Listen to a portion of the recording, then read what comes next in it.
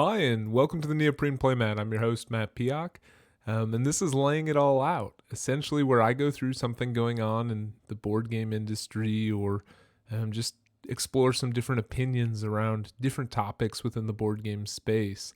I lay it all out, and I try and get into the nitty-gritty and offer the best articulated version of my opinion that I can. And so without further ado, let's hop into today's topic. So, to begin with, today's topic is actually brought to you by Chaos Covers Games, one of the subscribers to the channel. He hit me in a personal message earlier in the week and just said, "Hey, there's this update on Chronicles of Crime. I don't know if you're a backer or not, but I'd really like you to respond to it." So I had a couple things in my agenda of what I was going to cover today, but this seemed more relevant. More conducive to the times we're currently in, given the status of it. Also, given the fact that I did a response to a different game, but similar message from Lucky Duck Games earlier.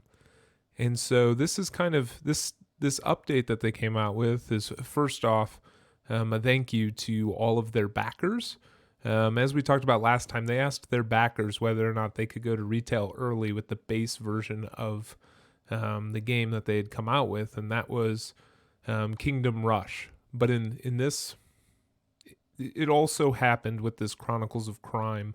They're pushing to have Chronicles of Crime 1400 out in retail before Christmas, and so kind of the same thing, same messaging that they put out for Kingdom Rush. So I won't go into all that here. But this update, they say, hey, thank you so much. Everything was overwhelmingly positive. We were able to do this, which great for them. I'm glad that this is going to not prohibit kind of the growth of their business. And then as you read on, they go on to say, under this, what will I receive? They say, hey, you're getting every physical component that you ordered in the Kickstarter. Every expansion, you're gonna get 1900 and 2400. Like, everything's coming together, and we're way ahead of our March 2021 deadline. That said, Chronicles of Crime has a heavy app integration that's needed to play the game. And so what they're telling their backers is, hey, just a reminder, you're only going to be able to play Chronicles of Crime 1400 when this comes in. We're still working on the app development. We're still working on essentially getting all of that up to speed for the 1900 and the 2400 release, but we're just going to send you all the physical stuff now because we have it all.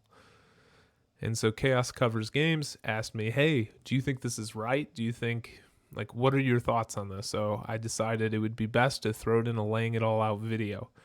So I guess where I want to start, and maybe we're going to go back to full screen for this. So where we want to start is, what is an app's role in a board game, right? More and more the lines are becoming blurred. More companies are offering board games that are heavily assisted by apps. I mean, just look at the new Descent coming out from Fantasy Flight. That it practically is an app with some components that they're selling you. Now, they're very, very nice components with the 3D terrain and all of that, but it's an app. It requires a lot of development and a lot of work from software engineers, and that takes time. And so it's important to realize the amount of time that an app takes to develop and then from there on to support. And so if you're backing a game with an app, it's always important to think about kind of your thoughts of the integration of that app in the board game. Now, in this particular instance, something very rare is happening. You're getting all of the physical components prior to the app being finished, prior to the app being ready to go. Ready to launch. And so essentially you're going to be sitting at home with a few extra boxes, and is like, they're not playable. They're just games taking up space on your shelf. And so you might be asking, why would a company even do this? And here are the things that I came up with. I might be wrong. If you're Lucky Duck Games and you want to tell me differently, feel free. But the first thing is warehousing, right? Their projection was that this was going to be delivered March 2021. We're in November. That's like 4 or 5 months away. And so imagine having to pay a warehouse to store all of these for 4 or 5 months, right? Especially when they're completely finished. There's nothing that needs to be added to them. Um, it almost seems silly to take on that extra cost when you're also paying software engineers and developers to create an app for you for the game and to continue working on it, right? You want to save costs where you can. In this instance, too, maybe they see it as a benefit because you, as the backer, are now receiving at least one playable game early, right? You're getting the one 4 or 5 months before you ever would. And yeah, you're going to have extra cardboard sitting on your shelves, but you're getting access to at least a portion of what you backed earlier, which is almost like getting a pre-screening, right, of what you've backed. And so from their end, I'm seeing they're looking to cut costs once again, which in this year of COVID, like try and cut costs, of course. You're not going to want to have to pay extra money if you don't have to. They've already mentioned that they're going to take a financial downturn in December if they're not able to get these out and all of these different things. And so I think board game companies in general are really thinking about where all of their funds are going. And so if they can cut down on warehousing for a few months, that will give them extra capital. And so having extra capital will mean they can make more games in the future, right? They're a better functioning business when they have more liquid assets to work with. And so, of course, we don't want them to tie up all of their money in warehousing. And if it's all done, why wouldn't we want it? And then there's those that are saying, well, if I can't play it, why am I storing it on my shelves? And those of you that are saying that, here's my response to you. How many games on your shelves do you not play already? Like most people that are heavy into the board gaming industry that I know have tons of games on their shelves and they have plenty of other options to go to. This is like a sneak peek. You get this game shipped to you. You get to look at all the components. Yeah, it's not playable yet, but you're getting it way, way early. I think the conversation changes if it's March, right? If Lucky Duck Games makes this decision, okay, it's March, we got to hit our deadline, we're sending you all of this stuff, but none of it works. We don't have the app. Then you get into a situation where you're saying, well, you didn't deliver the game. The game is still being delivered late, and now I'm having to provide you warehousing for free, right? And so that becomes problematic. But we're 4 or 5 months early. Yeah, you're going to have to store it on your shelf, but that also means you only have to pay shipping once, right? Or you don't have to wait. I don't know how many times you guys have pre-ordered games before. I've pre-ordered quite a few, and it's a reason I don't do it anymore. One time when I pre-ordered a game, something was expected to release in December, and it was November, and I was like, okay, sweet, this is gonna be great. I'm just gonna order it all now, and then I'll get it, and latest will come is probably January. Well, that one game, it was like a $15 game, ended up not being released until June of the next year. All of my other games did not ship until that game was finished and was brought to the retail, right? And so I ended up waiting on all of those games because everything was coming in one shipment. How bad would it be if all these games were made and we're just waiting on app development, and so you don't get you don't get access to any of it because it's all sitting in a warehouse, even though only 1 or 2 apps need to be finished. Personally, I'll make room on shelves for games that I've backed. If I can't play them yet, that's great. I've got other games on my shelf of shame or shelf of opportunity, depending on how you want to look at it, that I can play, that I can get out there, and I'm ready. They're going to send an update at some point that says, hey, we're good to go, everything's cleared, download the app, and let's play. And that's going to be a really exciting day. It's almost like seeing a preview to a movie, right? When you get to go through that game box and look at every single component and say, ooh, oh, I wonder how this is going to interact. Oh, I really like the artwork here. This looks really enticing. And sometimes when you watch that movie trailer, the movie's not coming out for another 6 to 8 months, right?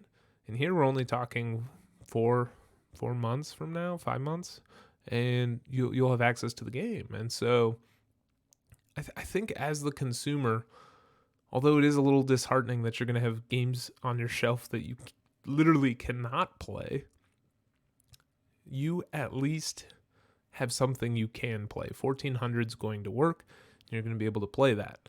Now, to move to kind of a different step entirely. I guess before doing that, good job, Lucky Duck Games. I think this was a good move. I'm glad you're sending it early. Get the content out there. Don't pay for warehousing. Work on that app. Get it out to your backers as quick as possible. Okay, all of that said, I'm not going to go into a huge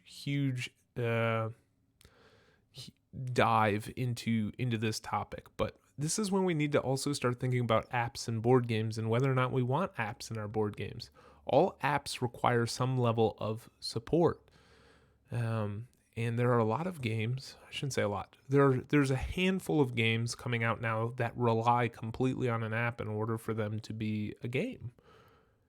And so the question becomes, what do we do with those games when support is no longer offered?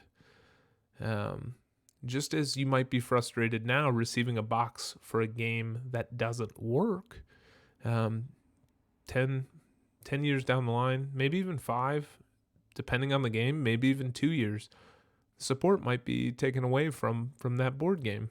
And now your board game doesn't work. Is that a problem you want to have?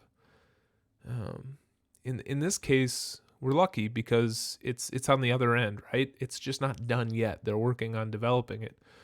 But it really got me thinking, what do we do when those apps stop working? Then we have a bunch of games on our shelves that just don't work.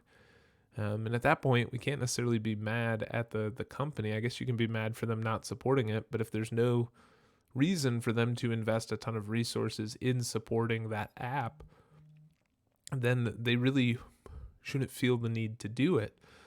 When you talk about the cost of doing that, of supporting the app, and I'm not a board game publisher or designer, so I have no idea what the actual costs are, but I know that software engineers are not cheap. And so when you talk about this idea of a game that's kind of past its monetary influence on your business, you're not selling it anymore, it's not making you any money, why are you going to continue to invest and dump a ton of cash into supporting and updating the software? Technology changes, and you need to modify the applications depending on how current technology is working. And so these are things we need to think about as gamers. When we go into a purchase, we need to be asking, do we want our game relying on apps? For me personally, I really don't like app integration. I want to be able to play games with my kids or with, I don't know, people down the line. I want to have a game for 40 years, and I want to pull out 51st State, which is currently my favorite game of all time, when I'm, 60 or 70 and talk about all the times I played this game and then play it with somebody. If there was app integration in that game, I probably wouldn't be able to do that. And so for me, the app is a pass, but in Lucky Duck's case, I think they're doing the right thing. I'm glad they're shipping this out early. I'm glad you're going to have access to stuff before Christmas, and I'm glad you're going to have something to be expectantly waiting for. Those are my thoughts. Let me know what you think down below. I'm always happy to dialogue. Am I completely wrong? Is it a bad thing that they're sending this out early? Is that going to be too difficult having a game on your shelf that you can't play? Let me know. I'm more than happy to converse with you. Otherwise, this has been the Neoprene Playmat. Thanks for watching, and have a great day.